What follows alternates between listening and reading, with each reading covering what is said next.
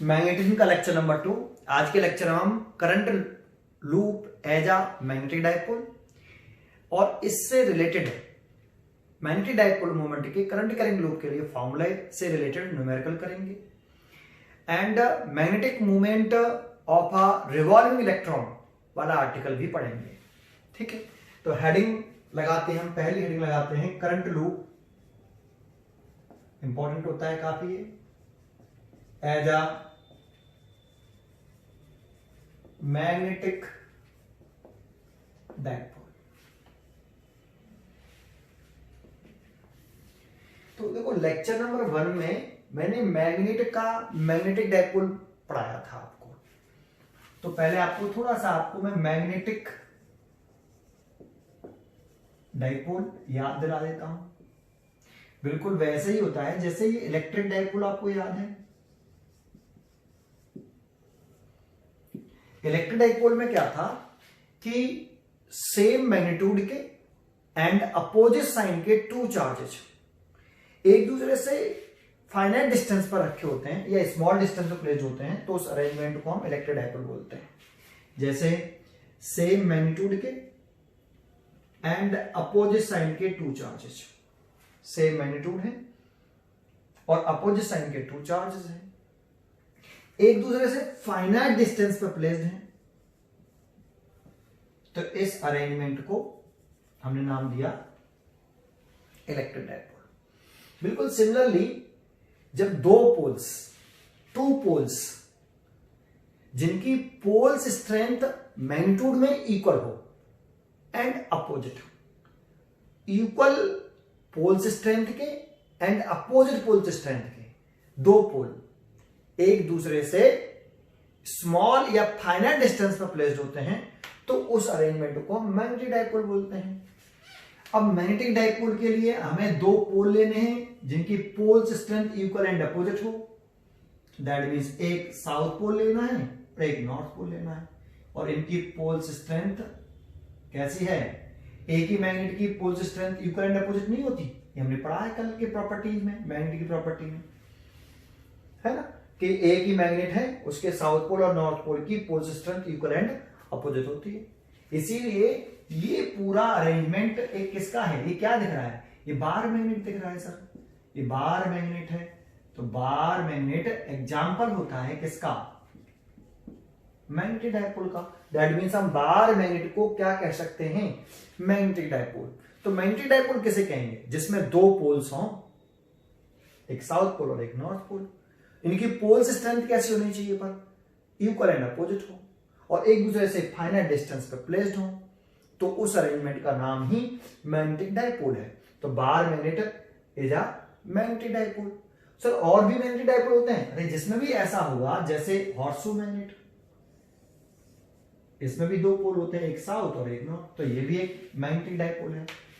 Compass needle, जिसे आप magnetic needle बोलते हो, ये ऐसी आपने देखी हो, ये नॉर्थ पोल बोल देते हैं, ये साउथ पोल यहां से रोटेट करती है ऐसे, ये भी एक मैग्नेटिक डाइपोल है।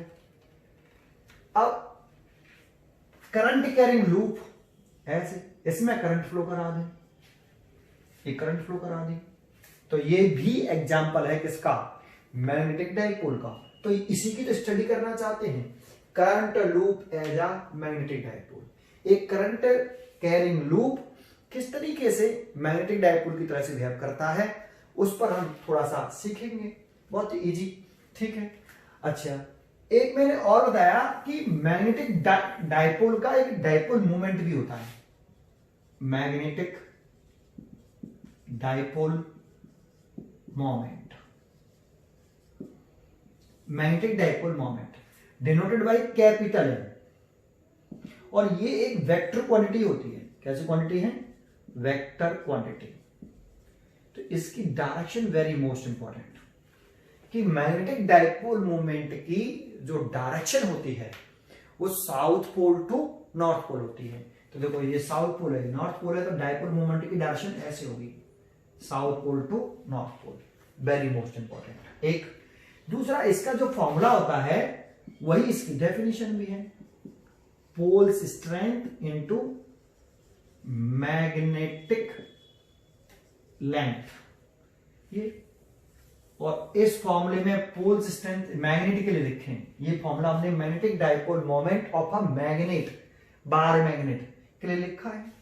तो इसकी पोल्स स्ट्रेंथ मैग्नेट की कितनी दिखाई दे रही है, +n या -n, कोई से भी लिख लो, एक either poles strength. And magnetic length कितनी है, तो साउथ पोल और नॉर्थ पोल के बीच की जो सेपरेशन होती है शॉर्टेस्ट, उसे हम क्या बोलते हैं, मैग्नेटिक लेंथ 2l माना है, तो 2l। ये हमने लेक्चर नंबर 1 में पढ़ाया।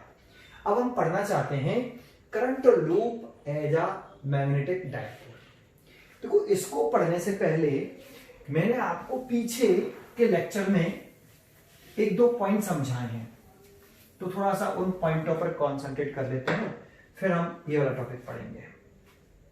एक बताओ कि अगर आपका किसी सर्कुलर लूप में करंट फ्लो कर रही हो आपकी कैसी, एंटी क्लॉकवाइज, ठीक है, इस लूप में करंट की डायरेक्शन मैंने कैसे बनाई, एंटी क्लॉकवाइज।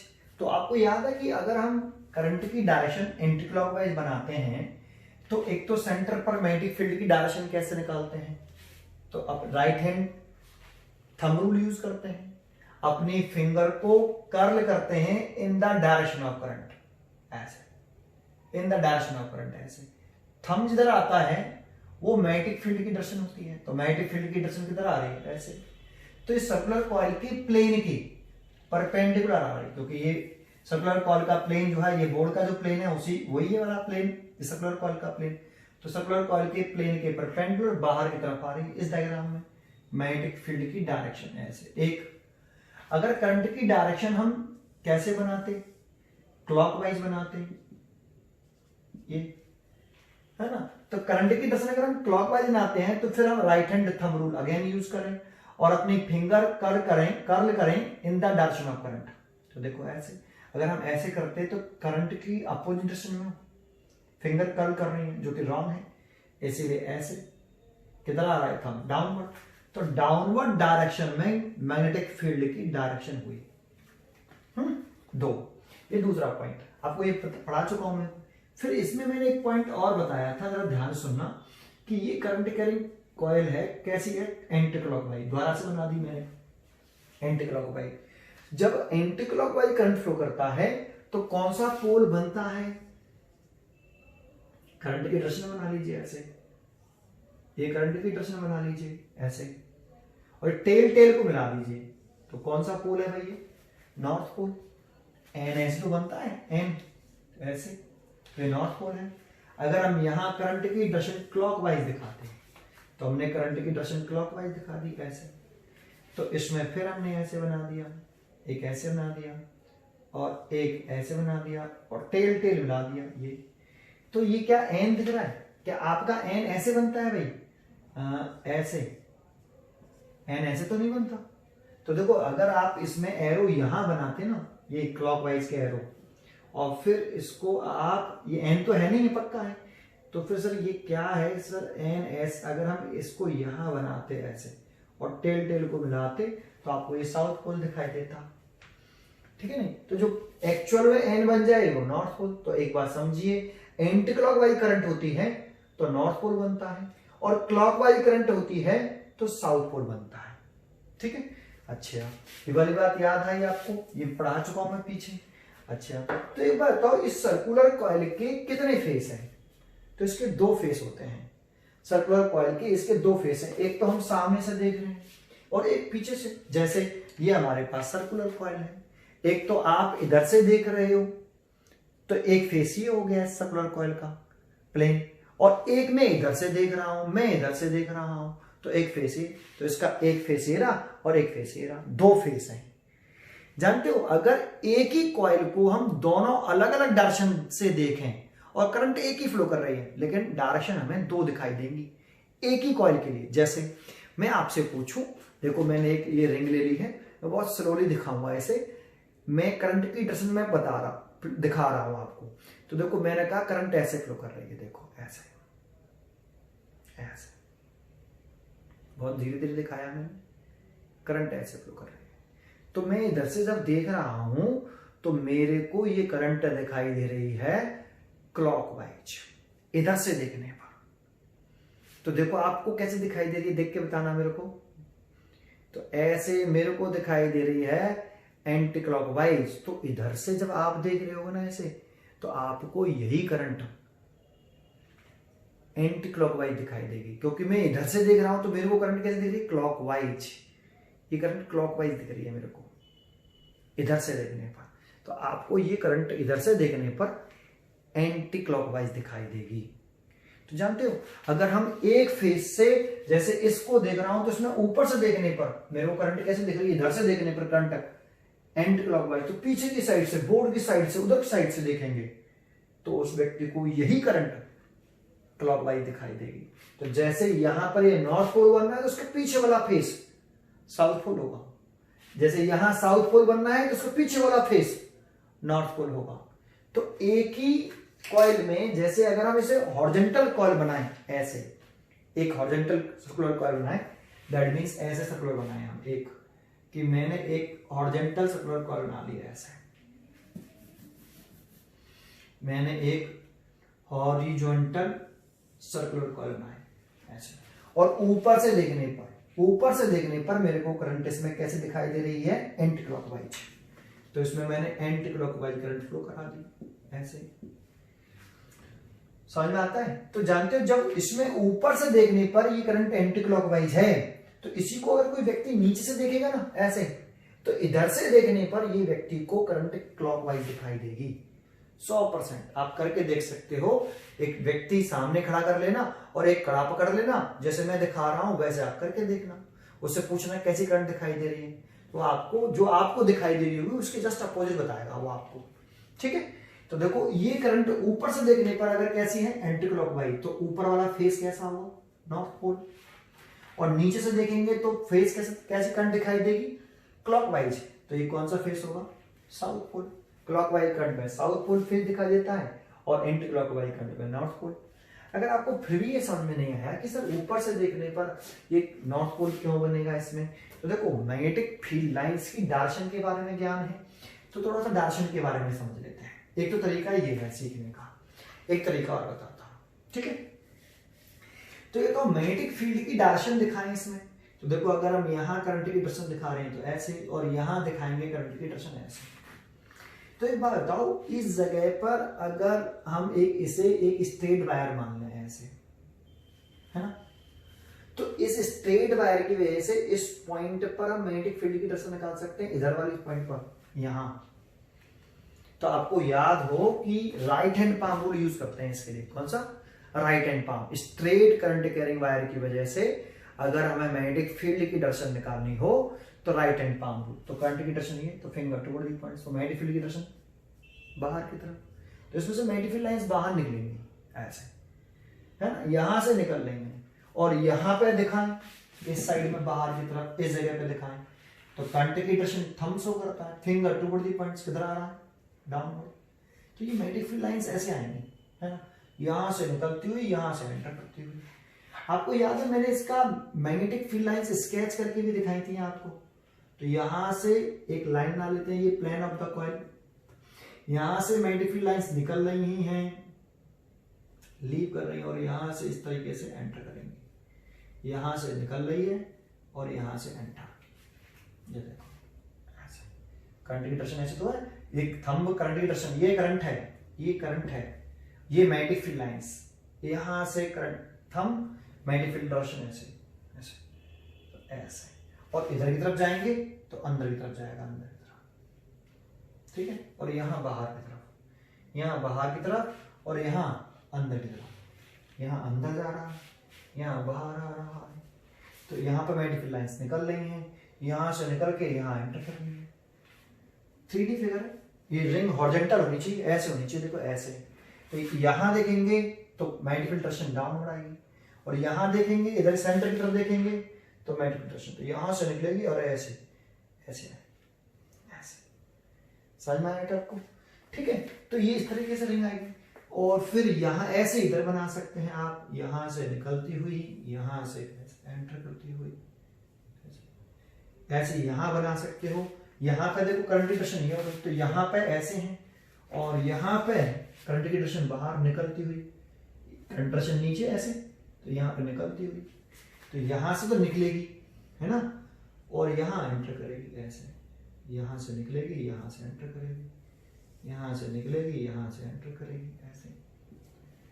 तो ऐसे बनते रहेंगे। तो जानते हो एलिमेंट्री पोर्शन, जो एलिमेंट्री रिंग के जो एलिमेंट्री पोर्शन है ये वाला, यहां पर मैग्नेटिक फील्ड लाइंस कैसे होती है, सर्कुलर, ऐसी इस जगह पे भी होंगी, लेकिन सेंटर पर पहुंचते पहुंचते कैसे हो जाती है मालूम है आपको, स्ट्रेट हो जाती है। याद है आपको, सेंटर पर पहुंचते पहुंचते मैग्नेटिक फील्ड लाइंस कैसे हो जाती है, स्ट्रेट। तो देखो ये मैग्नेटिक फील्ड लाइंस डायरेक्शन ऊपर है तो ऊपर दिखाएंगे ऐसे, यहां पे पहुंचते पहुंचते ऐसे हो जाएंगी। ये बना चुका हूं पीछे भी एक बार, ये मैग्नेटिक फील्ड लाइंस स्केच करने के लिए भी आता है इस तरीके से, है ना।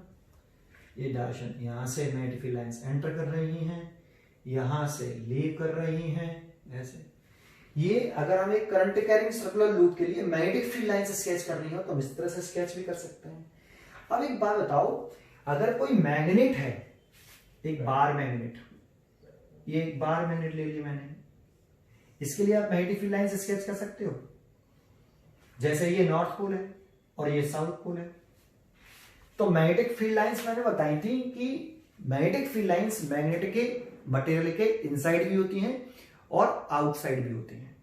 और डायरेक्शन बताई थी मैंने आपको, याद हो तो पीछे, कि inside the magnet, inside the magnet direction of magnetic field, direction of magnetic field कैसे होती है, नॉर्थ से साउथ, सॉरी नॉर्थ से निकलती है, साउथ में एंटर होती है, साउथ टू नॉर्थ कैसे होती है, साउथ टू नॉर्थ। और outside the magnet, outside the magnet. अब बताओ ये कहां पर बताई मैंने, जब मैंने आपको करंट कैरिंग सोलिनॉइड पढ़ाया है तब मैंने आपको ये बताया है, 100% करंट के साथ बताया है, वहां पर देख सकते हो। Outside the magnet direction of magnetic field, direction of magnetic field north to south. तो देखो डायग्राम स्केच करें तो देखो मैंने बताया था मैग्नेटिक के इनसाइड जो मैग्नेटिक फील्ड होती है वो यूनिफॉर्म होती है। कैसे होती है, यूनिफॉर्म। तो यहां से यहां तक ये मैग्नेटिक फील्ड लाइंस कैसे दिखाएंगे हम, यूनिफॉर्म, ऐसे ऐसे। फिर यहां से जब निकलेंगे तो इसको तो ऐसे निकाल देंगे इस तरीके से सीधा, और इसको इस तरीके से घुमा के बना सकते हो। आउटसाइड तो नॉन यूनिफॉर्म हो जाती है, आपको याद है। और बनाना चाहते हो बना सकते हो। तो magnetic field lines north pole से देखो बाहर की तरफ देखें, बाहर ये तो यहां पे नॉर्थ से किधर है, घूम के आएंगे साउथ की तरफ, नॉर्थ टू साउथ, बाहर आउटसाइड नॉर्थ टू साउथ। लेकिन inside south to north. Inside कैसे होती है, साउथ से नॉर्थ की तरफ। ऐसे यहां पे मैग्नेटिक फील्ड की डायरेक्शन बाहर की तरफ, नॉर्थ से साउथ की तरफ, और अंदर साउथ टू नॉर्थ। यहां से मैग्नेटिक फील्ड लाइंस एंटर। फिर ऐसे याद रख लो यार, ये नॉर्थ पोल तो ये पॉजिटिव चार्ज, ये साउथ पोल ये नेगेटिव चार्ज। अब बताओ magnetic field line, electric field lines positive से क्या करती हैं, लीव, और नेगेटिव में क्या करती हैं, एंटर। तो देखो नेगेटिव में एंटर कर रही हैं, ये इलेक्ट्रिक फील्ड लाइंस एंटर करती हैं, और पॉजिटिव से लीव करती हैं। पर फर्क ये था कि इलेक्ट्रिक फील्ड लाइंस होती हैं never form a close loop. Electric field lines close loop नहीं बनाती, पॉजिटिव से स्टार्ट होती हैं और नेगेटिव पर स्टॉप हो जाती हैं। लेकिन magnetic field lines close loop बनाती हैं, नॉर्थ से निकलती हैं, साउथ में एंटर करती हैं, फिर अंदर साउथ से नॉर्थ की तरफ जाती हैं, अंदर साउथ टू नॉर्थ जाती हैं, और बाहर नॉर्थ टू साउथ आती हैं। ये डिफरेंस है। तो ये इलेक्ट्रिक फील्ड लाइंस ओपन कर बनाती हैं, जबकि मैग्नेटिक फील्ड लाइंस क्लोज कर बनाती हैं।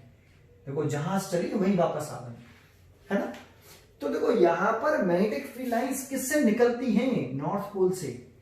देखो यहां पे अपर फेस से मैग्नेटिक फील्ड लाइंस क्या कर रही हैं, लीव कर रही हैं, और लोअर फेस से, इसका जो लोअर फेस है, अपर फेस से मैग्नेटिक फील्ड लाइंस लीव कर रही हैं, और लोअर फेस से मैग्नेटिक फील्ड लाइंस एंटर कर रही हैं। That means upper face behave as a north pole, और lower face behave as south pole. Upper face से मैग्नेटिक फील्ड लाइंस लीव कर रही है तो नॉर्थ पोल, और लोअर फेस से क्या कर रही है, एंटर कर रही है। देखो इसकी ये थिकनेस है ना, ये वाली थिकनेस, ये तो ये थिकनेस हो गई ऐसे, ये इसकी थिकनेस हो गई ऐसे। तो इनसाइड कौन सा पोर्शन होगा इसका करंट कैरिंग लूप का, जो इसकी थिकनेस है। तो इसके अंदर साउथ टू नॉर्थ है थिकनेस के बराबर। फिर यहां से तो बाहर निकलेगा, ये तो आउटसाइड हो गई ना, ये ऐसे, ये आउटसाइड हो गया भाई, आउटसाइड। आउटसाइड तो दर्शन कैसे होती है, नॉर्थ टू साउथ। फिर यहां से यहां तक थोड़ा सा इसकी थिकनेस के बराबर, इसकी थिकनेस के बराबर, केवल साउथ टू नॉर्थ थोड़ा सा चलेगा अंदर, साउथ टू नॉर्थ, है ना। ये वाली बात समझ में आई आपको, क्लियर है। तो इसीलिए हम ये कह सकते हैं कि इसका अपर फेस नॉर्थ पोल है क्योंकि यहां से मैग्नेटिक फील्ड लाइंस लीव कर रही हैं, और इसका जो लोअर फेस है वो साउथ पोल है क्योंकि यहां पर मैग्नेटिक फील्ड लाइंस क्या कर रही हैं, एंटर कर रही हैं। तो आप ऐसे भी लिख सकते हो इसको, क्लियर है। तो इसीलिए current carrying loop behave as a magnetic dipole. अगर ये मैग्नेटिक डाइपोल है तो सर इसका मैग्नेटिक डाइपोल मोमेंट कितना होगा, तो मैग्नेटिक डाइपोल मोमेंट की बात कर रहे हैं आप, magnetic dipole moment of current carrying loop, of a current loop, है ना। तो magnetic dipole of current carrying loop का जो मैग्नेटिक डाइपोल मोमेंट होता है वो current into area, current into area. Current जो लूप में फ्लो कर रहा है करंट, और उस लूप का एरिया, एरिया ऑफ लूप, इन दोनों का प्रोडक्ट क्या कहलाता है, मैग्नेटिक डाइपोल मोमेंट। सर आपको याद है मैंने पीछे वाले लेक्चर में मैग्नेटिक डाइपोल मोमेंट की यूनिट बताई थी आपको, unit of magnetic dipole moment capital है। एक तो मैंने यूनिट बताई थी आपको, निकाल के दिखाई थी, जूल पर टेस्ला, निकाल के दिखाई थी कि कितनी आई ऐसे, और एक और मैंने बताई थी एम्पियर इनटू मीटर का स्क्वायर। तो एम्पियर किसकी यूनिट होती है, करंट की, और मीटर का स्क्वायर किसकी यूनिट होती है, एरिया की, इनटू एरिया। तो एम्पियर इनटू मीटर स्क्वायर, ये मैंने यूनिट निकाल के दिखाई थी आपको पीछे लेक्चर नंबर 1 में, है ना। तो ये आई इनटू ए। तो करंट का जो फॉर्मूला है magnetic dipole moment, current carrying loop का फॉर्मूला होता है आई इनटू ए। इसमें अगर टर्न एन हो लूप के, अगर टर्न एन हो तो डाइपोल मोमेंट लिख सकते हैं एन आई ए, ऐसे, है ना। अब ये बताओ मैग्नेटिक डाइपोल मोमेंट कैसी क्वांटिटी है, वेक्टर क्वांटिटी है। वेक्टर क्वांटिटी है तो ये वेक्टर है, क्या ये भी वेक्टर है, तो करंट तो एक स्केलर क्वांटिटी होती है। तो एरिया कैसी क्वांटिटी थी, एरिया वेक्टर क्वांटिटी थी, तो एरिया की दर्शन होगी ऐसे। तो इन दोनों की दर्शन कैसी होंगी, सेम, इनकी दर्शन कैसी होंगी, सेम। तो आपको याद है कि एरिया की जो दर्शन होती है वो प्लेन के परपेंडिकुलर बाहर की तरफ आती है, प्लेन के परपेंडिकुलर बाहर की तरफ। लेकिन अब हम यहां पर एरिया की डायरेक्शन जो दिखाएंगे वो एम की दर्शन के हिसाब से दिखाएंगे। तो एम की दर्शन कैसे निकालते हैं वो समझते हैं। अब यहां पर एम की डायरेक्शन कैसे निकालेंगे उस पर कॉन्सेंट्रेट करते हैं। तो डायरेक्शन कैसे निकालते हैं वो समझते हैं, लेकिन उससे पहले आप इसे ऐसे डिक्टेट कर सकते हो, लिख सकते हो। कंसीडर एक प्लेन लूप है, wire current carrying current I, एक प्लेन लूप बना लिया हमने, ये प्लेन लूप ही तो बनाया था, करंट के लूप, प्लेन लूप ये वाला, है ना। When we look at the upper face, अगर हम ऊपर से देख रहे हैं तो current is an anti clockwise direction, so it is has north polarity. तो एंटी क्लॉकवाइज होगा तो कौन सी पोलरिटी होती है, north pole. While looking at the lower face, इसी को अगर हम कहां से देखें, लोअर फेस से देखें, the current is an clockwise direction, so it has south polarity। तो नीचे से देखने पर साउथ पोलरिटी।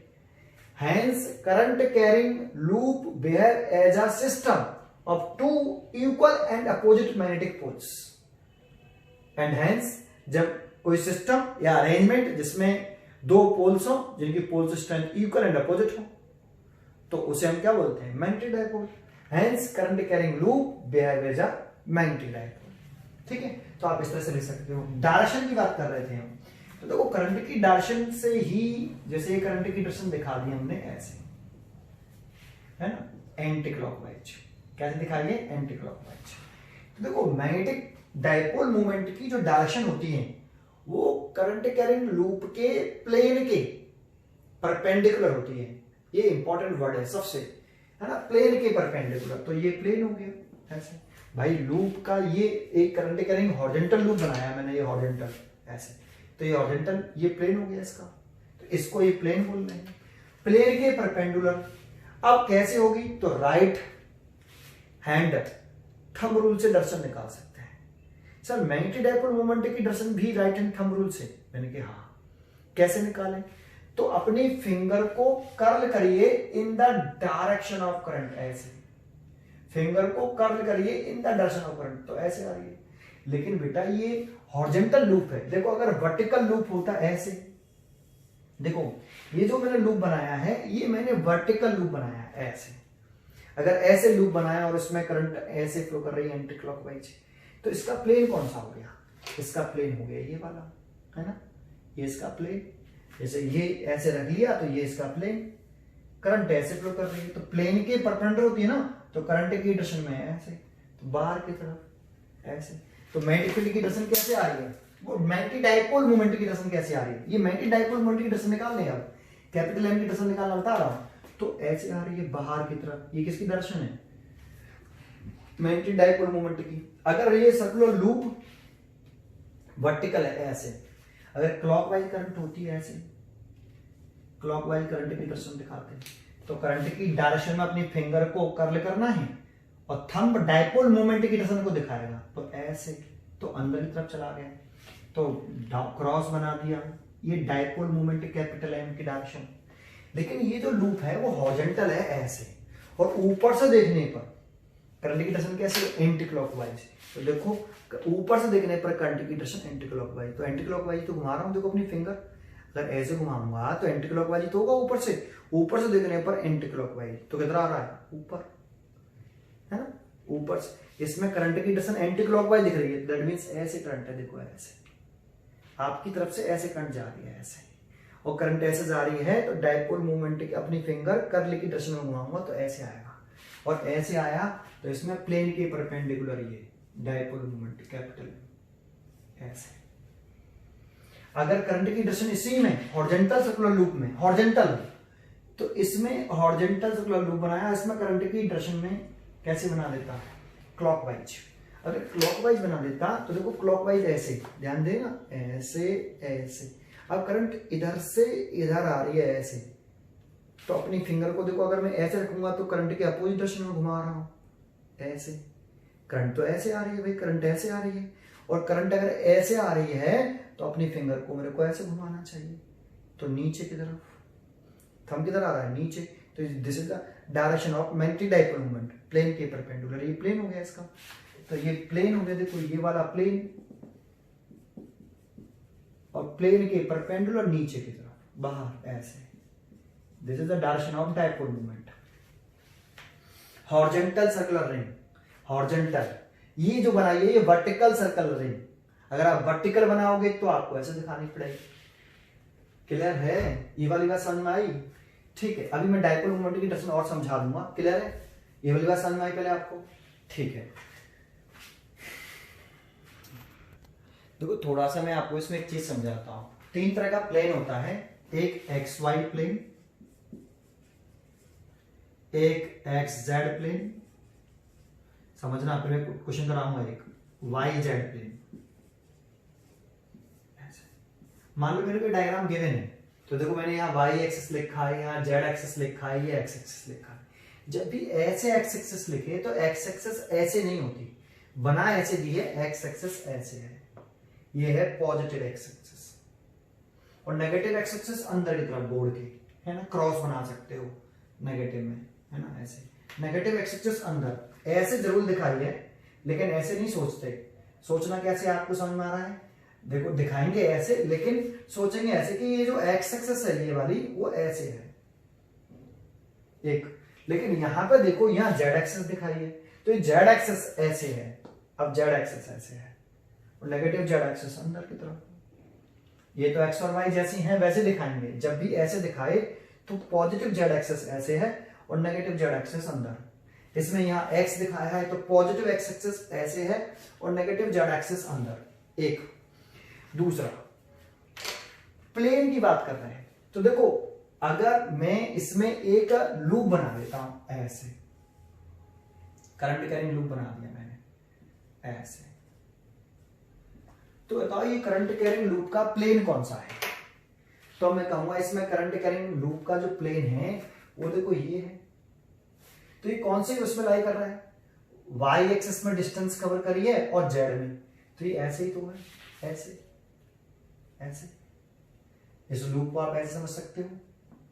तो ये जो लूप है ये वाला, ये आपका कौन सा प्लेन है? Y Z plane. इसके परपेंडिकुलर कौन सी एक्सिस है? ये देखो आप, तो इसके परपेंडिकुलर है ये वाली एक्सिस, क्योंकि ये ऐसे होगी पॉजिटिव एक्स एक्सिस। ये कौन सी एक्सिस है? ये वाली पॉजिटिव एक्स एक्सिस ऐसे।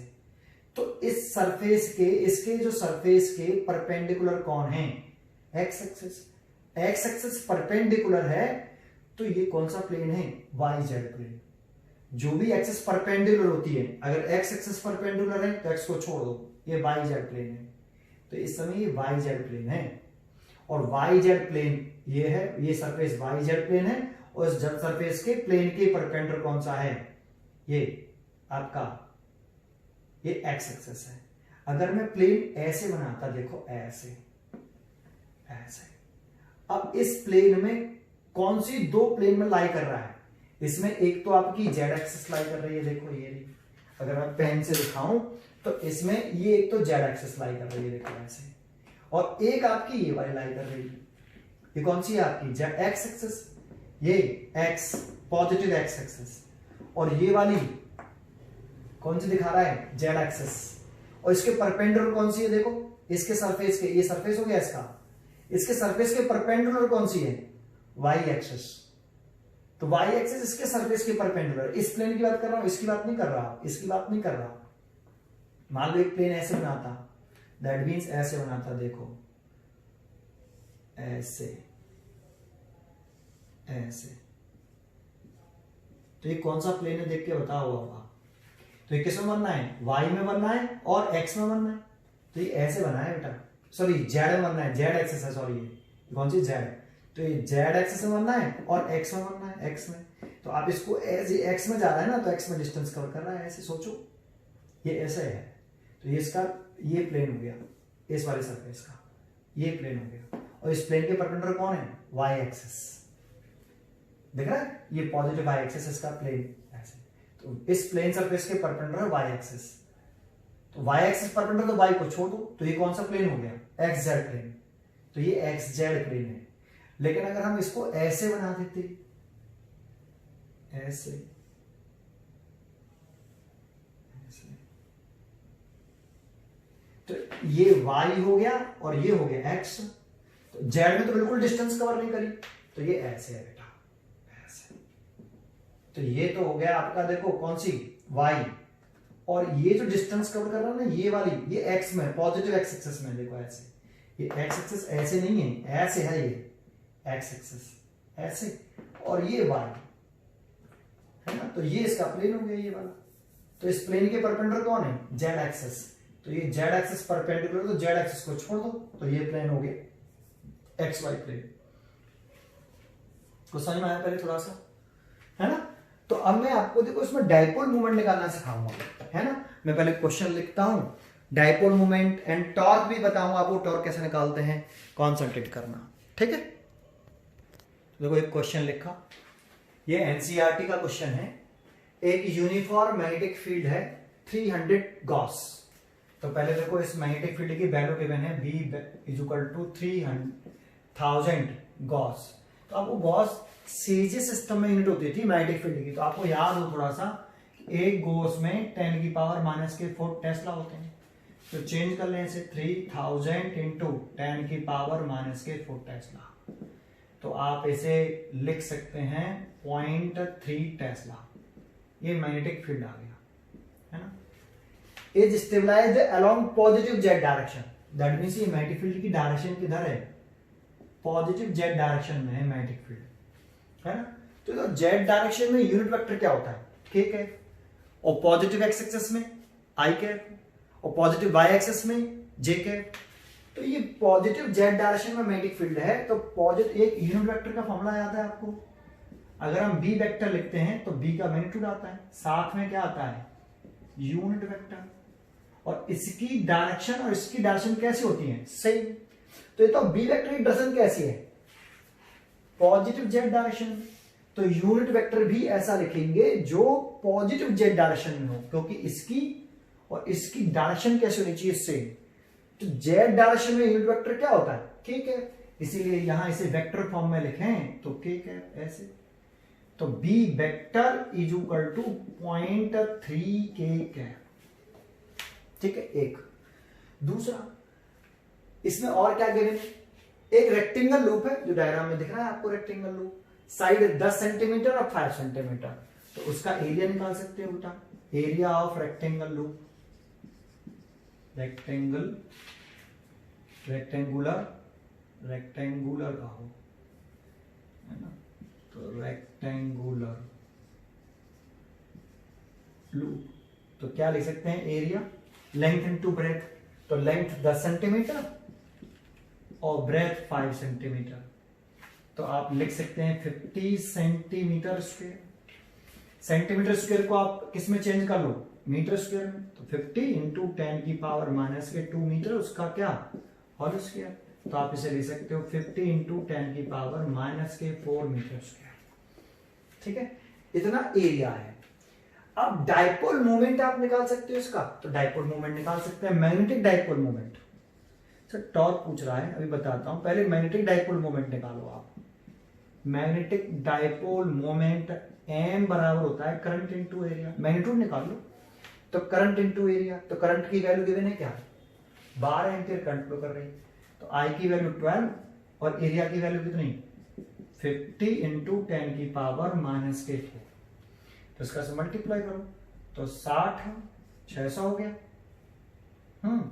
और 10 की पावर -4, तो 3 और एक 0 और बढ़ाना पड़ेगा, 0.06, इतना एम्पियर इंटू मीटर स्क्वायर, ये तो यूनिट होती है डाइपोल मोमेंट की, इसकी करंट की एम्पियर और एरिया की मीटर स्क्वायर, तो इतना डाइपोल मोमेंट आ गया मैग्नीट्यूड में।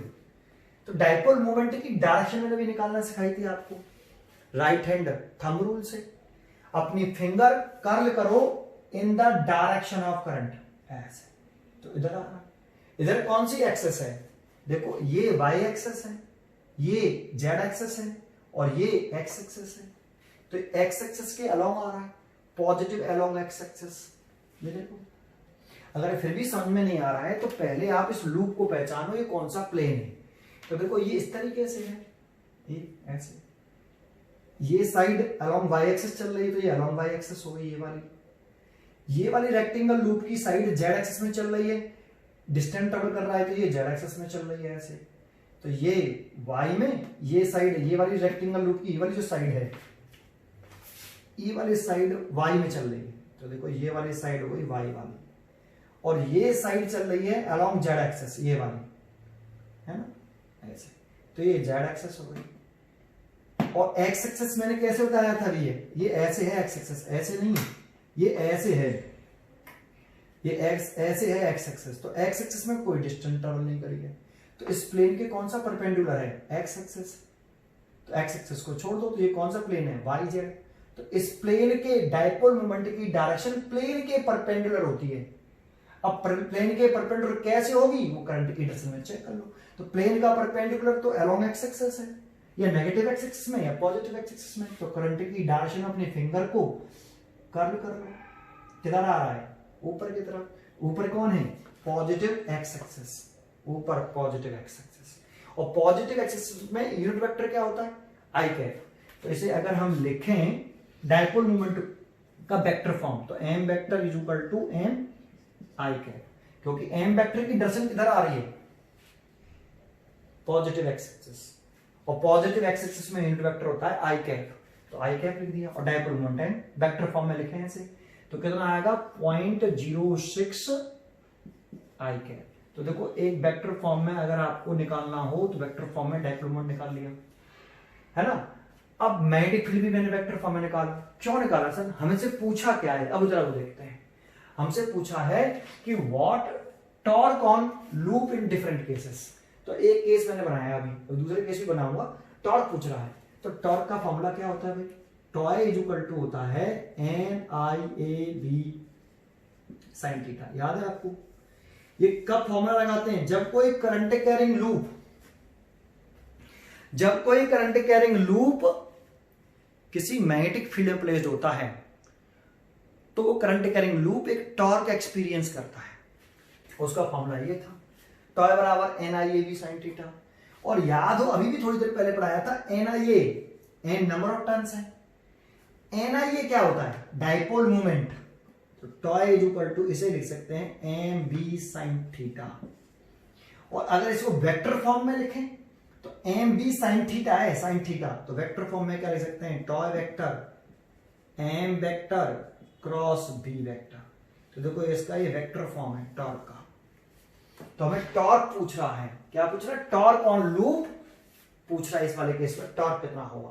तो टॉर्क निकालेंगे हम इस वाले फॉर्मूले से। किस वाले फॉर्मूले से? Tau vector is equal to M vector cross B vector वाले फॉर्मूले से। M वेक्टर की वैल्यू मैंने निकाली, ये इसीलिए वेक्टर फॉर्म में मैंने निकाला है। अगर डाइपोल मोमेंट पूछता तो यही खत्म हो जाता। तो M वेक्टर की value 0.06 I cap, 0.06 I cap. और क्रॉस B वेक्टर की वैल्यू 0.3 K कैप। तो पहले इसका से मल्टीप्लाई कर लो, तो पॉइंट कितना आएगा? 18 लिख लेते हैं पहले। एक डिजिट, दो डिजिट, 3 डिजिट बाद पॉइंट लगाना है। तो देखो ये पॉइंट लगा दिए 3 डिजिट बाद, और ये लिख लें I vector cross K cap, ऐसे।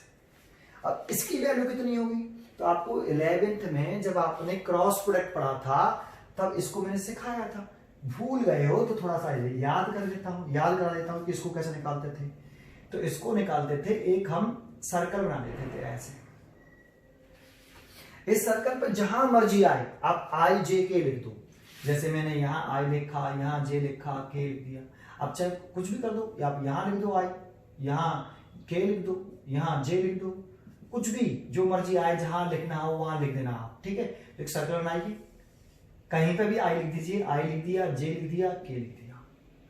अब ये तो पहले ABCD हम रीड करते हैं, तो पहले सबसे पहले इन तीनों में से कौन सा लेटर आता है? I, फिर उसके बाद J, उसके बाद K। तो आप एरो घुमाइए, I से J की तरफ, J से K की तरफ और K से I की तरफ। पहले I से स्टार्ट करेंगे, I से J, पहले I के बाद J तो आता है, तो IJ K आता है, तो ऐसे एरो बना लो, ठीक है। अब हमें निकालना क्या है? I cross K।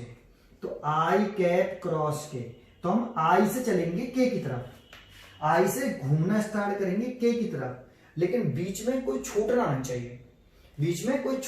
चाहिए, तो देखो I से K की तरफ चलें। अगर हम यहां से चलें I से K की तरफ, देखो ऐसे चले, तो बीच में छूट गया J, तो गलत है, छूटना नहीं चाहिए, तो ऐसे नहीं चलेंगे भाई। हम I से चलें K, तो बीच में कोई छूटा नहीं, देखो J छूटा नहीं, तो I से K चले, ठीक है, तो हम ऐसे चले, ये हम चले, तो देखो हमारी चलने की डायरेक्शन इस डायरेक्शन के कैसी है? अपोजिट है तो माइनस साइन आएगा, इसीलिए माइनस साइन लगा लिया। अपोजिट है तो माइनस साइन, और सेम डायरेक्शन चलता तो प्लस साइन। अभी बताता, पहले ये समझ में आया। माइनस साइन क्यों लगाया? अपोजिट है, और क्या छूट गया है? J, तो J को लिख देते हैं। I से K की तरफ चलते हैं तो J लिख दो, J कैप। एक अगर हम क्या निकालते हैं? K vector cross I cap निकालते हैं। तो अब हमें किधर से किधर चलना है? फर्स्ट वेक्टर से सेकंड वेक्टर की तरफ, फर्स्ट वेक्टर से सेकंड वेक्टर, तो फर्स्ट से सेकंड। K से I जाना है, तो K से I जाएं, तो अगर हम ऐसे चलते हैं K से I, तो बीच में J छूटा, गलत। K से I जाएं ऐसे, अब कुछ नहीं छूट रहा है, K से I जाना है फर्स्ट से सेकंड की तरफ, तो हम एरो की डायरेक्शन में चल रहे हैं, इस वाले एरो की डायरेक्शन में चले। हम डायरेक्शन में चलेंगे तो प्लस का आएगा, क्या आएगा? ये वाला था, तो J क्या। और बताता हूं, जैसे हमें J vector cross K vector निकालना है, J वेक्टर क्रॉस K, तो J क्रॉस K निकालना है, तो J क्रॉस K के लिए बताता हूं। तो J क्रॉस K, तो देखो हमें फर्स्ट से J से K की तरफ चलना है, तो J से K की तरफ चलें ऐसे, J से K ऐसे क्यों चलेंगे, समझ में आ रहा है? जे से के ऐसे रहेंगे तो छूटेगा, तो ऐसे चल रहे हैं, तो एरो की डायरेक्शन में चल रहे हैं, तो प्लस आएगा, कितना आएगा आई कैप, तो आई कैप आएगा। ठीक है, क्रॉस प्रोडक्ट बताया। अगर सेम टू सेम का मल्टीप्लाई करते ना, आई वेक्टर क्रॉस आई कैप, ऐसे आता, कभी ऐसे आ जाए आई कैप क्रॉस आई कैप, तो इसकी वैल्यू 0 होती है। फिर सेम टू सेम का है, जे क्रॉस जे 0, के क्रॉस के कैप 0, क्यों? क्योंकि देखो आई कैप और आई कैप तो ये अलोंग एक्स एक्सिस होंगे दोनों, ये भी आई कैप और ये भी आई कैप, तो इसकी भी डायरेक्शन है along x axis, positive X axis में, तो दोनों की डायरेक्शन कैसी है, सेम। तो इन दोनों वेक्टर के बीच में कितना एंगल है, 0 डिग्री, और इसमें इन दोनों के बीच में कितना एंगल है, 90 डिग्री, क्योंकि ये पॉजिटिव एक्स एक्सिस में है और ये पॉजिटिव जेड एक्सिस में है, तो इनके बीच में 90 डिग्री था इन दोनों के बीच में। तब ऐसे करते हैं, 90 डिग्री एंगल हो तब ये करने का तरीका ये वाला। लेकिन यहां पे आई और आई के बीच में कितना, 0 डिग्री, और 0 डिग्री होते फॉर्मूला पढ़ते हैं ना, A B sine A, sorry A vector cross B vector is equal to A B sine theta n cap.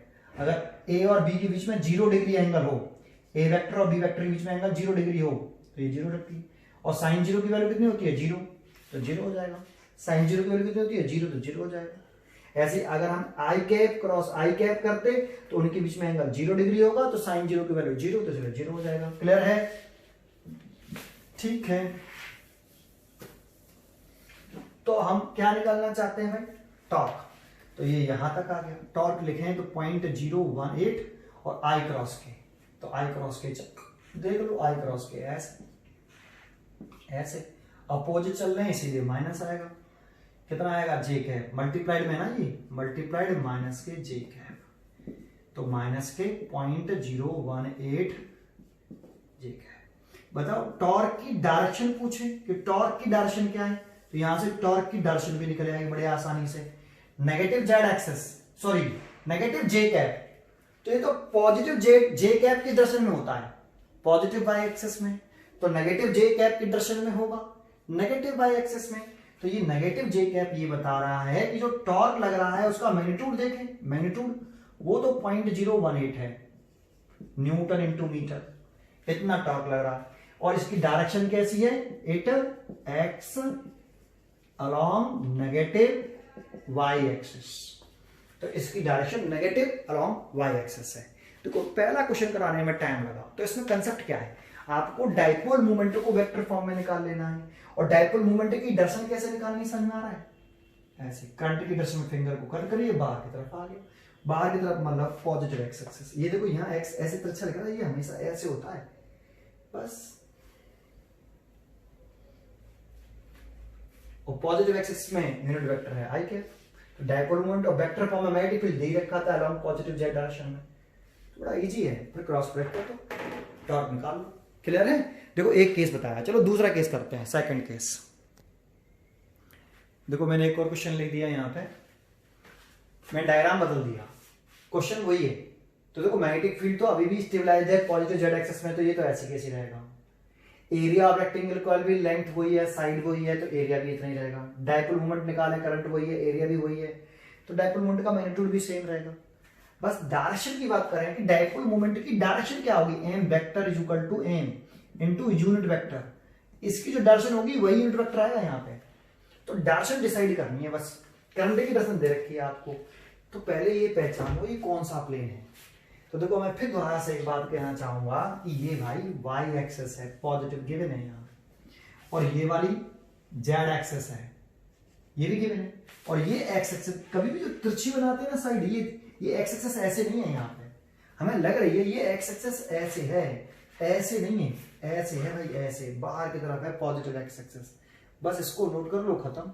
फिर एक मोबाइल ले लो, देखो ऐसे, तो देखो ये करंट की डायरेक्शन, ये जो डिस्टेंस चल रहा है वो एक्स एक्सिस में चल रहा है, ये डिस्टेंस किस में चली, एक्स एक्सिस में, पॉजिटिव एक्सिस की तरफ चली, डायरेक्शन है करंट की कैसी है, पॉजिटिव एक्सिस में करंट जा रही है, तो इस वाली साइड को देखो, ये साइड कहां है, तो मेरे को ये ऐसे रखना पड़ेगा भाई, ऐसे, क्योंकि ये हो गई ये वाली जो एक्स एक्सिस बना रहा है ना ऐसे, ये हो गई ये वाली पॉजिटिव एक्स एक्सिस, ऐसे ऐसे, और करंट बाहर की तरफ आ रही है ऐसे, पॉजिटिव एक्स एक्सिस की तरफ जा रही है, ये देखो ये करंट की डायरेक्शन जा रही है ना इधर की तरफ ऐसे, तो ये करंट ये ऐसे नहीं है, ये ऐसे है, इस पर समझ लो बस केवल। तो ये ऐसे, तो करंट आ रही है ऐसे, तो ये वाली जो साइड है ये वाली, वो करंट आ रही है ऊपर की तरफ, हमारी तरफ, बाहर की तरफ ऐसे। फिर यहां आके फिर ये करंट जा रही है पॉजिटिव जेड एक्सिस में ऐसे, तो ये फिर करंट ये हो गई, ये ऊपर जा रही है ऐसे करंट। तो ये वाली जो साइड है वो ये वाली हो गई, और इसमें करंट की डायरेक्शन किधर है समझ में आ रहा है, ऊपर की तरफ, इस वाले में। और ये जो साइड है फिर ये अंदर ये जा रहा है, तो ये करंट ऐसे गई, ये वाली साइड है। और फिर ये वाली जो साइड है ये नीचे वाली करंट, ये वाली जो साइड है ये करंट नीचे आ रही है ऐसे। तो ये कौन सा प्लेन हो गया ये देख लो। तो इसके कौन सा परपेंडिकुलर है सरफेस के, वाई, तो इसको छोड़ दो, तो ये एक्स जेड प्लेन हो गया। एक्स एक्सिस में डिस्टेंस कवर करी, जेड में करी, वाई में बिल्कुल भी कवर नहीं करी, तो ये एक्स जेड प्लेन। तो इसका प्लेन सरफेस, उसका इसका जो प्लेन है वो वाई एक्सिस के परपेंडिकुलर है। और मैग्नेटिक डाइपोल मोमेंट की डायरेक्शन करंट कैरिंग लूप का जो प्लेन होता है उसके परपेंडिकुलर होती है। तो प्लेन के परपेंडिकुलर अब डिसाइड कैसे करें, तो देखो मैंने भी बताया इसमें करंट ऐसे आ रही है, दैट मींस इसमें करंट ऐसे है यहां पर। फिर यहां आने के बाद ये ऐसे गया, पॉजिटिव जेड एक्सिस में गया, तो ये पॉजिटिव जेड एक्सिस में ऐसे, तो करंट इसमें ऊपर। तो देखो यहां ऐसे, फिर ऐसे, फिर नीचे, इस जगह पर ऐसे, फिर नीचे आ रही घूम के। तो ये करंट की डायरेक्शन घुमाओ बेटा आप, राइट हैंड पाउंड, तो इसमें करंट ऐसे आ रही है ना। तो देखो ये करंट ऐसे आ रही है भाई, करंट इसमें कैसे आ रही है, यहां से ऐसे आ रही है, यहां पे बाहर की तरफ निकल रही है, ऐसे आ रही है, फिर ऊपर की तरफ गई है। तो हम अपनी फिंगर को किधर घुमाते हैं, करंट की डायरेक्शन में। तो देखो करंट की डायरेक्शन में घूम रही कि नहीं फिंगर ऐसे, इसमें करंट बाहर आ रही है ना, तो करंट की डायरेक्शन बाहर ऐसे, और ऐसे घूम गई ऊपर। तो किधर आ रहा है मैग्नेटिक डाइपोल मोमेंट, नेगेटिव आई एक्सिस में। थंब रिप्रेजेंट नेगेटिव आई एक्सिस, थंब डाइपोल मोमेंट को रिप्रेजेंट कर रहा है, तो नेगेटिव आई एक्सिस। और नेगेटिव आई एक्सिस में यूनिट वेक्टर क्या होता है, जे कैप, नेगेटिव जे कैप, तो नेगेटिव जे कैप लिखेंगे, क्योंकि डाइपोल मोमेंट की यहां डायरेक्शन है, एम की जो डायरेक्शन है वो अलोंग नेगेटिव आई एक्सिस आ रही है, और अलोंग नेगेटिव आई एक्सिस आ रही है, तो नेगेटिव आई एक्सिस में यूनिट वेक्टर माइनस का जे कैप होता है। और एम की वैल्यू हमने निकाली है, तो माइनस का 0.06 जे कैप। 3D फिगर को समझ गए एक बार तो कुछ नहीं है, इजी क्वेश्चन है, ठीक है। एम वेक्टर, अब हमसे तो टॉर्क पूछा है सर, तो टॉर्क फिर वैसे निकालेंगे, tau vector is equal to M vector cross B vector. M vector की वैल्यू माइनस का 0.06 j cap cross B vector 0.3 k cap, इस दोनों का मल्टीप्लाई किया तो माइनस में 0.018, और जे वेक्टर क्रॉस के कैप ऐसे, इसकी वैल्यू निकाल लो, एक सर्कल बना लो, यहाँ आई, यहाँ जे, यहाँ के, आई से जे की तरफ, जे से के की तरफ, पहले एरो बना दो, जे क्रॉस के, तो जे से के की तरफ घुमाना है, जे से के की तरफ ऐसे भी, तो एरो की डायरेक्शन में इसीलिए प्लस आएगा, क्या आएगा आई कैप, तो माइनस के 0.018 आई कैप, जे क्रॉस के की वैल्यू आई कैप। तो ये आपका हमारी वैल्यू आ गई। तो ये टॉर्क का जो मैग्नीट्यूड है ये माइनस का आई कैप आ रहा है, और माइनस का आई कैप आ रहा है जो बता रहा है कि टॉर्क की जो डायरेक्शन है वो अलोंग नेगेटिव एक्स एक्सिस है। और टॉर्क का जो मैग्नीट्यूड है, टॉर्क का जो मैग्नीट्यूड आया वो तो 0.018 आया न्यूटन इंटू मीटर, और direction I it act, torque की डायरेक्शन बता रहा हूं ये, it act along negative x axis. Negative x axis में क्यों, क्योंकि यहां आई कैप आ रहा है और नेगेटिव में आ रहा है, और नेगेटिव में आ रहा है तो टॉर्क एक्ट होगा नेगेटिव अलोंग एक्स एक्सिस। समझ में आया। ये दूसरा पार्ट बताया मैंने। एक और क्वेश्चन देखो, एक और सिमिलर क्वेश्चन करते हैं, जल्दी कर देंगे इसको। ये कौन सा प्लेन लाई कर रहा है देखो, तो देखो एक तो ये जो डिस्टेंस कवर कर रही है ये अलोंग वाई एक्सिस में, और ये वाली अलोंग एक्स एक्सिस। तो इसको ऐसे ना समझ के ऐसे समझो, ये एक्स एक्सिस ऐसे है और करंट एक्सिस की तरफ जा रही है, ऐसे जा रही है ऑरिजिन से दूर, तो ऑरिजिन से दूर जा रही है, ये ध्यान रखना। तो देखो ये एक्स वाई प्लेन हो गया, ये एक्स वाई प्लेन है ऐसा, है ना। और इसमें करंट, ये हमारी ये जो करंट है वो ऑरिजिन, ये ऑरिजिन इससे दूर जा रही है, दैट मींस ऐसे, तो करंट ऊपर की तरफ आ रही है। तो करंट ऐसे ऊपर आएगी, इसमें ऐसे, तो फिर इसमें करंट ऐसे जा रही है। देखो ये वाला, पहले ये वाला जो पाथ हो गया वो ये वाला हो गया, ये वाला, और ये वाला पाथ हो गया वो ये वाला, और ये वाला अंदर जा रहा है फिर करंट यहाँ ये वाला, और ये जो है वो ये वाला हो जाएगा, नीचे जो अंदर वाला है ये वाला, है ना। तो करंट की डायरेक्शन कैसे है इसमें, ऐसे, इस जगह पे कैसी है, यहाँ यहाँ यहाँ कैसी है, इस जगह पे देख रहे हैं तो ऐसे है, और यहाँ देख रहे हैं तो ऐसे। करंट ऐसे जा रहा है ना, करंट ऐसे जा रहा है इस वाले पाथ में, इस वाले पाथ में करंट ऐसे जा रहा है, और ऐसे जा रहा है तो ऐसे ऊपर आ रहा है पॉजिटिव जेड एक्सिस में। एक्स वाई प्लेन है तो एक्स वाई प्लेन है तो उसके परपेंडिकुलर कौन सा होगा, जेड एक्सिस, और प्लेन के परपेंडिकुलर होता है डायपोल मोमेंट। तो डायपोल मोमेंट की जो डायरेक्शन आ रही है यहाँ पर एम वेक्टर, वो पॉजिटिव जेड एक्सिस में आ रही है। तो पॉजिटिव जेड एक्सिस में आ रही है तो क्या लिखेंगे, M vector, M Z axis में इनटू वेक्टर क्या होता है, के, क्योंकि एम की जो डायरेक्शन आ रही है वो along positive X Z axis आ रही है।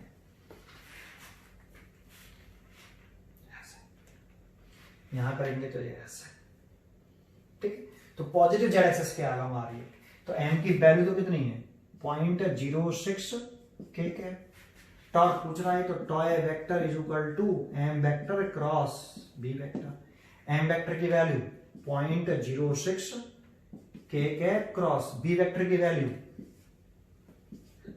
0.3 के, और देखो के कैप आया।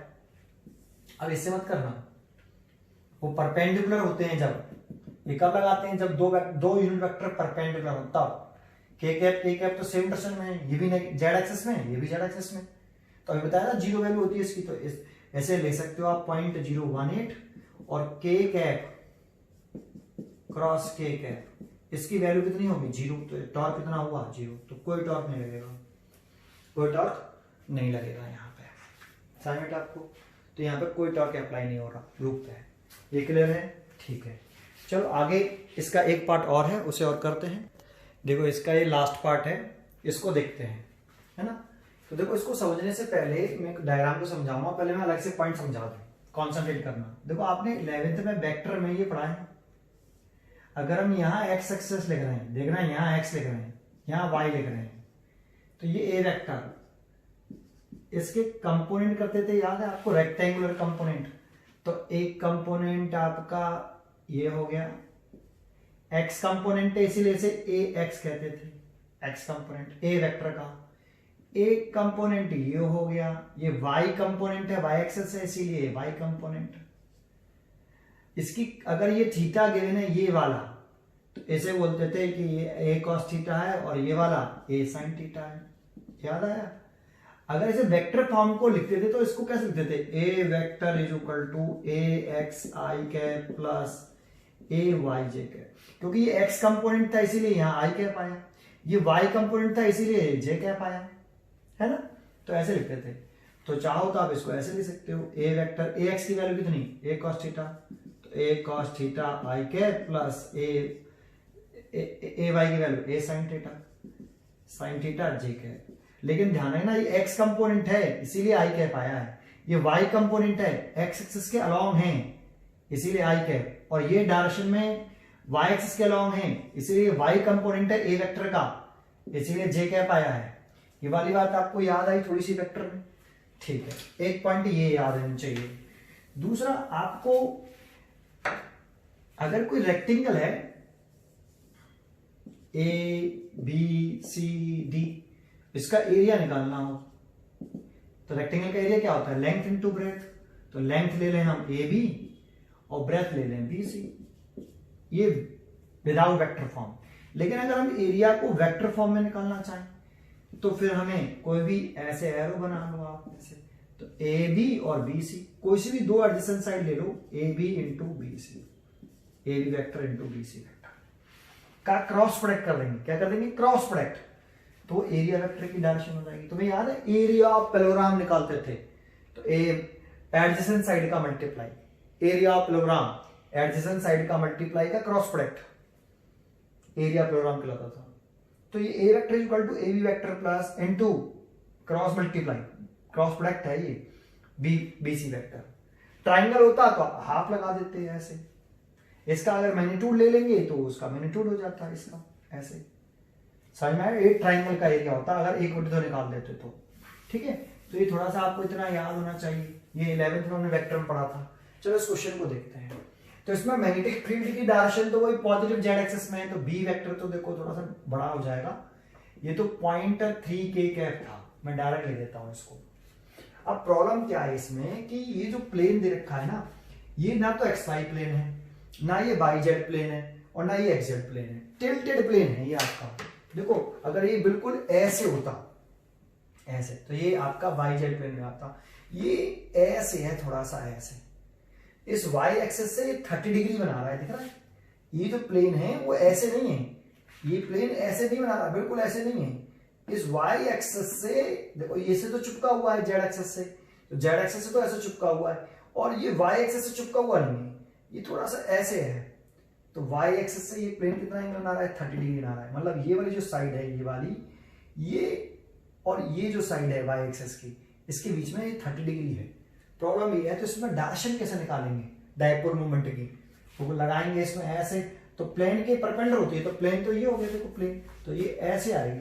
अब इधर क्या है? एक्स है, वाई है, जेड है, क्या है पता नहीं भाई। एक्स तो ऐसे है भाई, इसके प्लेन के परपेंडिकुलर तो निकालेंगे ऐसे, तो इधर क्या है पता नहीं। तो डायपोल मोमेंट की डायरेक्शन ही नहीं मालूम पड़ रही कि नेगेटिव एक्सिस में है, पॉजिटिव एक्सिस में है, किधर है। तो इसको करने का तरीका क्या है फिर? तो देखो इसमें ये साइड 5 सेंटीमीटर है क्योंकि ये छोटी साइड है, और ये वाली 10 सेंटीमीटर, ये 10 सेंटीमीटर है, और ये वाली जो साइड है, ये करंट फ्लो कर रहा है, ये 5 सेंटीमीटर है। इसको ए मान लो, इसको बी, इसको सी, इसको डी। तो आप इसमें एरिया कैसे निकालो? ए वेक्टर निकालो आप, A B vector cross B C vector, ऐसे करके। तो पहले आप ए बी वेक्टर निकाल लो, फिर बी सी वेक्टर निकाल लो, यहां वैल्यू पुट कर लो। सर ए बी वेक्टर कैसे निकालें? तो ए बी वेक्टर निकालना है। अभी मैंने बताया आपको ये वाला पॉइंट, जैसे ये ए वेक्टर है आपका, तो अगर यहाँ A B vector, A B यहां लिखता, यहाँ ए सी लिखता, तो ये ए वेक्टर कौन सा वेक्टर होता? ए सी वेक्टर होता। तो इसके कंपोनेंट करना बताए थे मैंने आपको।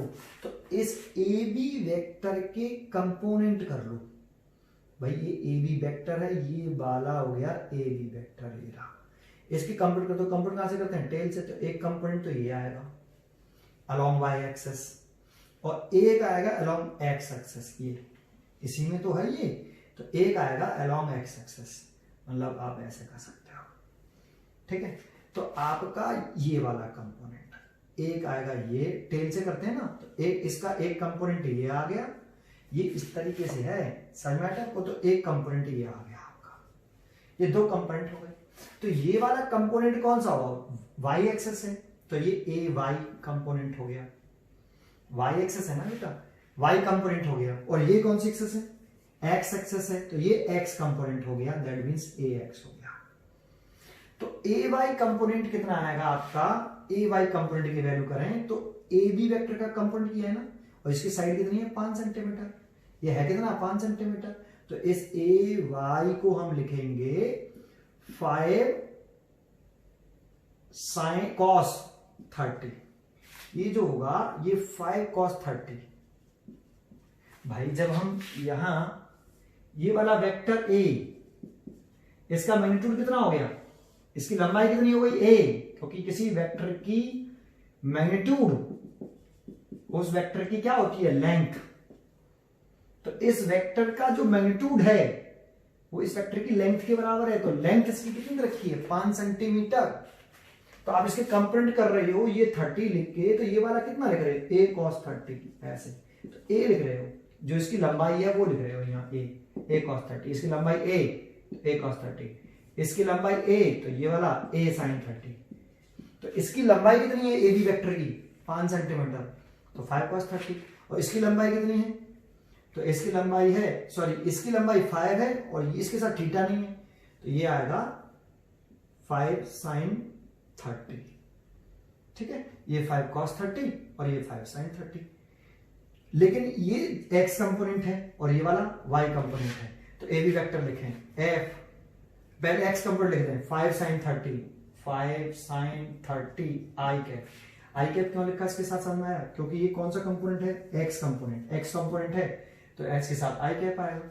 ये कौन सा कंपोनेंट है, वाई कंपोनेंट, तो इसके साथ जे कैप आएगा।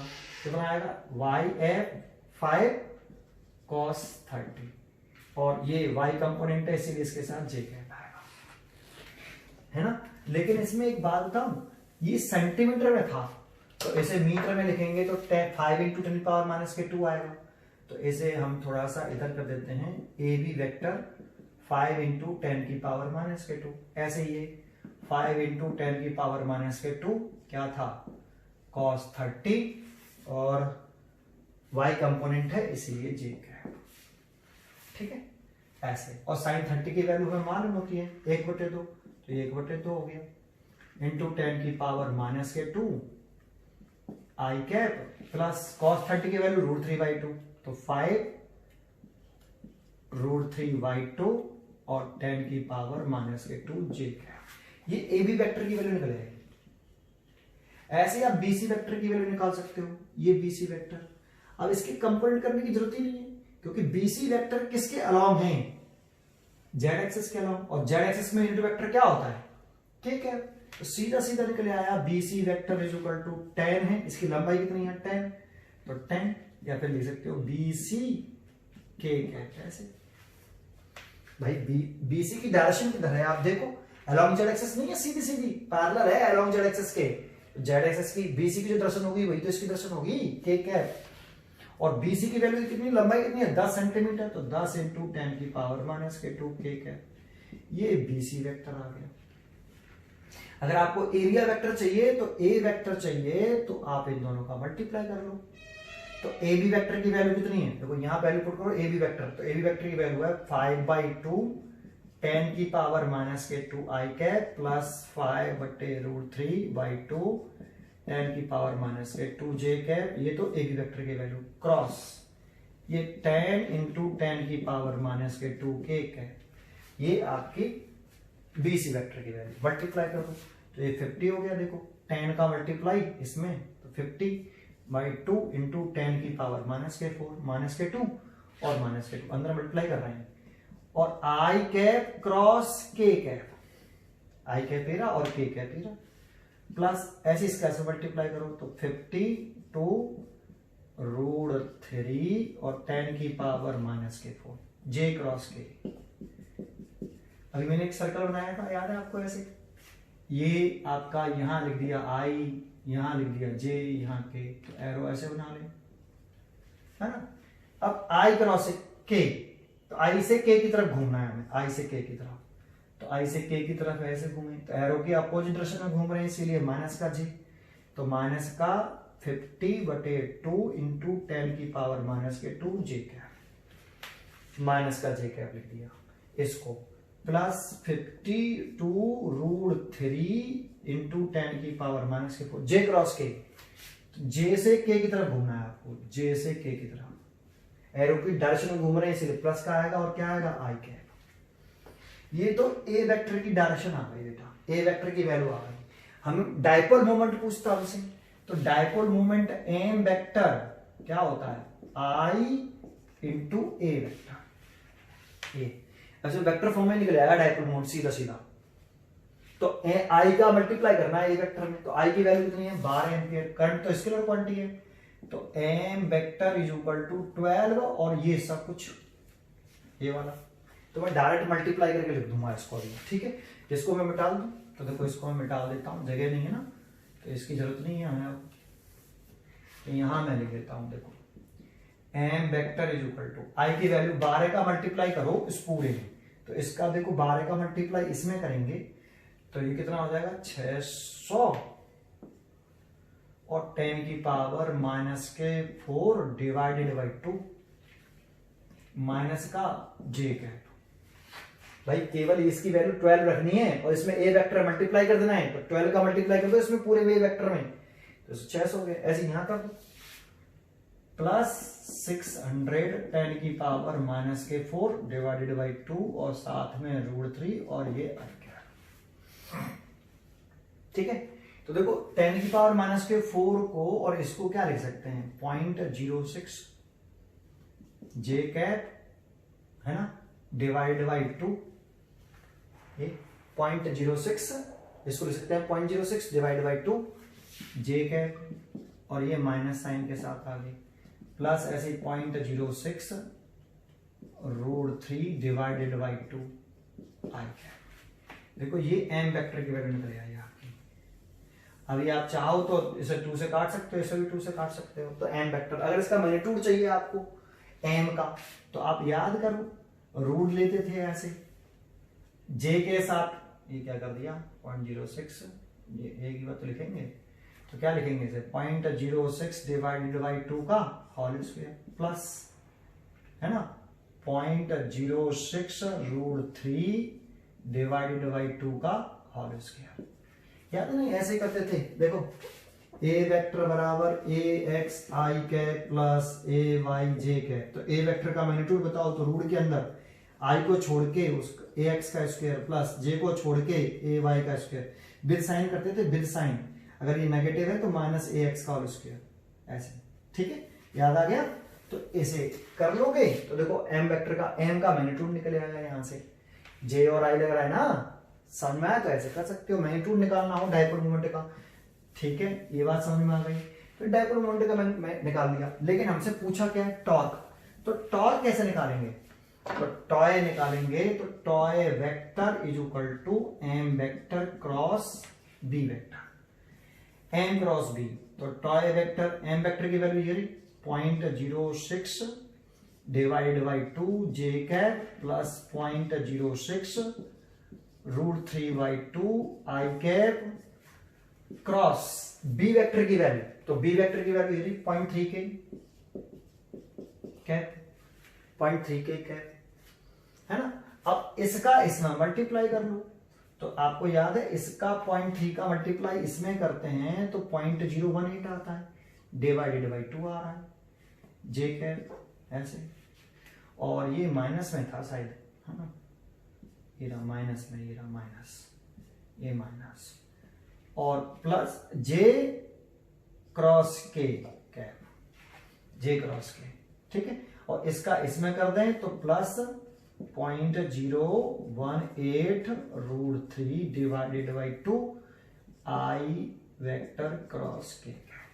फिर जे क्रॉस के की वैल्यू निकालो, तो जे क्रॉस के की वैल्यू फिर निकाल लो भाई, फिर लिख दिया आई जे और के ऐसे, तो जे क्रॉस के ऐसे, तो ऐसे चले, तो एरो की तरफ में चल रहे हैं तो प्लस के आ जाएगा, तो माइनस के, ये तो माइनस पहले से लगा हुआ है, बटे 2 I cap plus J I cross के, तो आई क्रॉस के ऐसे चल रहे हैं, तो माइनस का जे आएगा, तो माइनस का आ गया, माइनस का 0.018 √3 बाई 2 जे कैप।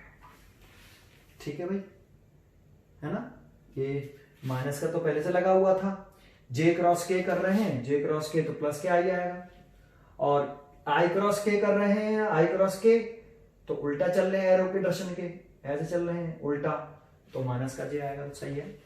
तो ये टॉर्क वेक्टर आ गया। अगर इसका भी मैग्नीट्यूड चाहिए आपको, तो टॉर्क वेक्टर का मैग्नीट्यूड कैसे निकालेंगे?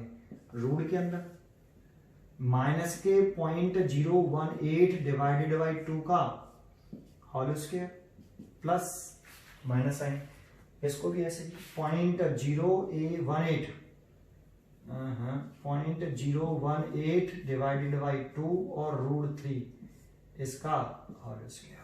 ठीक है भाई, तो इसका भी होल स्क्वायर है, इसका भी होल स्क्वायर है, देखो ये दोनों में कॉमन आ गया, तो बाहर निकाल सकते हैं, कॉमन लेके बाहर भी निकाल सकते हैं, स्क्वायर भी तो है, तो 0.018 बाहर आ गया, और माइनस के 1/2 का स्क्वायर करेंगे तो प्लस के 1/4, और इसका स्क्वायर करेंगे तो 3/4, तो ये 0.018, और ये हो गया 4 एलसीएम ले लिया तो 4/4, दैट मीन्स 1, और 1 का रूट कितना होता है 1, तो इतने न्यूटन इंटू मीटर आया टॉर्क, इतना टॉर्क मैग्नीट्यूड में आ रहा है, वेक्टर फॉर्म में टॉर्क इतना, डायपोल मोमेंट वेक्टर फॉर्म में निकाल सकते हो ऐसे। समझ में आया आपको बेटा ये? ठीक है, तो अगर ये क्वेश्चन करना हो तो आप इस तरह से करते हैं, ये एनसीईआरटी का क्वेश्चन है बेटा। ठीक है, एक क्वेश्चन लिखा, एक कॉइल है जिसमें एन टर्न है, रेडियस आर है, carries current I, it is unbound and rebound to make another coil of radius r/2, current remaining same, calculate the magnetic moment पूछ रहा है न्यू कॉइल का और ओरिजिनल कॉइल का।